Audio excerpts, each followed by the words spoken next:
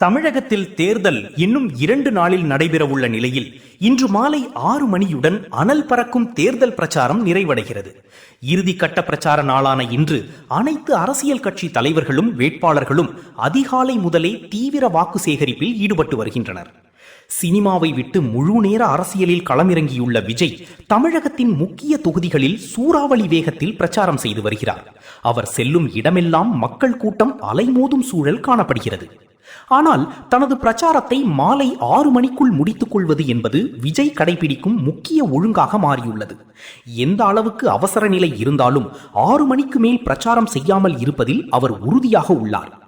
இந்த நேர கட்டுப்பாடு சமூக வலைதளங்களில் பெரும் விவாதமாக மாறியுள்ளது. குறிப்பாக 6 மணிக்கு மேல் பிரச்சாரம் செய்யாததை முன்வைத்து சிலர் மீம்ஸ்கள் மூலம் கிண்டல் செய்து வருவதும் குறிப்பிடத்தக்கது. இந்நிலையில் இந்த விமர்சனங்களுக்கு விளக்கமளித்துள்ளார் விஜயின் தந்தையும் பிரபல இயக்குனருமான எஸ்.ஏ. சந்திரசேகர். ஒரு தனியார் யூடியூப் சேனலுக்கு அளித்த பேட்டியில் அவர் கூறியதாவது: விஜய் 6 மணிக்கு மேல் பிரச்சாரம் செய்யாமல் இருப்பதற்கான முக்கிய காரணம் கரூர் சம்பவம். உண்மையில் அவருக்கும் இரவு நேரங்களில் பிரச்சாரம் செய்ய விருப்பம் உள்ளது.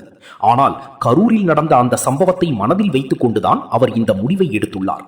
இருட்டான நேரங்களில்தான் பல தவறுகளும் அசம்பாவிதங்களும் நடக்கும் என்பதை அவர் நன்றாக புரிந்து வைத்துள்ளார் என்று தெரிவித்தார்.